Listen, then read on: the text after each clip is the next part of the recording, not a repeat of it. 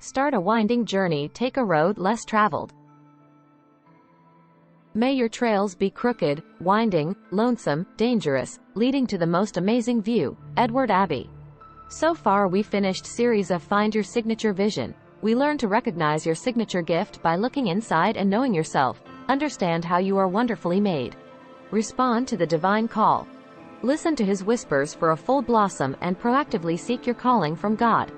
At the end, a path is designed according who you are, what you own, and what you can offer to others. If you have not found your signature vision yet, you can follow the path designed and use it to find your signature vision. Once you find your vision, it's time to go for your vision. Theoretically, you can draw a line between where you are right now and your dream destination. But the road to your destination is usually not straight but winding. It's not smooth but bumpy. Many times, the journey to our fullness is risky, yet its reward is usually much more than the cost we pay. After a journey full of storms, adversaries, obstacles, and suffering, we build a strong character so we can reap the harvest of life in the end.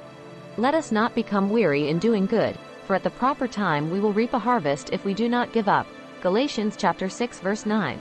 We become stale if we take the easy, monotonous, dumb, quick, shallow track. One day, a man found a cocoon near his front door. Curious, he took it into his room and put it in a little basket. Soon the moth began to break through. After it made a small hole, it got stuck and was unable to free itself further. The man felt pity and decided to help. He cut a bigger hole in the cocoon. The man felt pity and decided to help. He cut a bigger hole in the cocoon. The man felt worried and perplexed. He asked a friend who knew about biology, what happened? His friend explained that in trying to help the moth, the man foreshortened the process required to create a viable insect. The effort it took to break out would have forced the liquid out of a cocoon's body and pushed it into its wings and enabled the moth to fly. Similarly, the barriers we come across, the difficulties we go through, and problems we tackle enable us to grow stronger and become braver. The process from cocoon to butterfly is not easy. God designed it this way so that a cocoon can be fully transformed into a butterfly. The challenges we experience also help us live out life's beauty, value, and fullness. The pain, suffering, and toil are imperative, the perfect ingredients for making a tasty dish out of life. Without them, the dish is plain, boring, and average. This is the simple law behind any form of prosperity. Life may not be fair or smooth, but if we keep doing whatever is right in the eyes of the Lord, the end will always be awesome.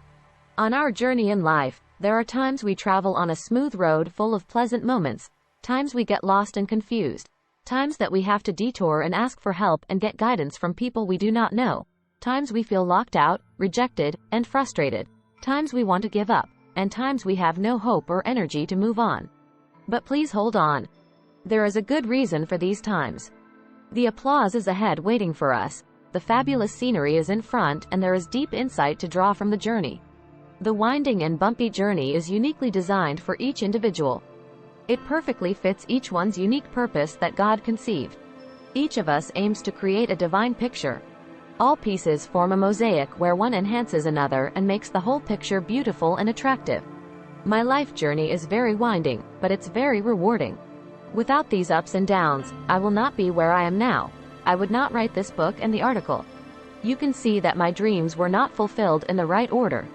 I got the dream to become an author while I was in high school. But it delayed many years. Every challenge builds our faith so we can transcend our problems and win the battle in the end.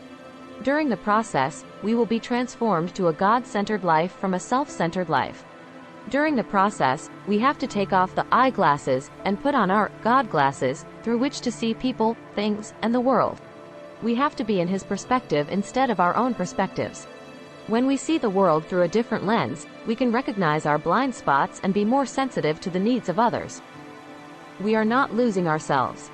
Instead, we are inventing a new self and a life filled with excitement. One of the best writers of the 19th century, Oliver Wendell Holmes, has said, "The biggest tragedy in America is not the great waste of natural resources, though this is tragic. The biggest tragedy is the waste of human resources because the average person goes to his grave with his music still in him." Do not wait until tragedy happens in your life to respond to His calling. Grow to your fullness. The journey to reach our fullness starts now. If you want to have a group of people to support so you can share your roadmap, goals, celebrate your wins together, please join Grow to Your Fullest Circle. Find the link below.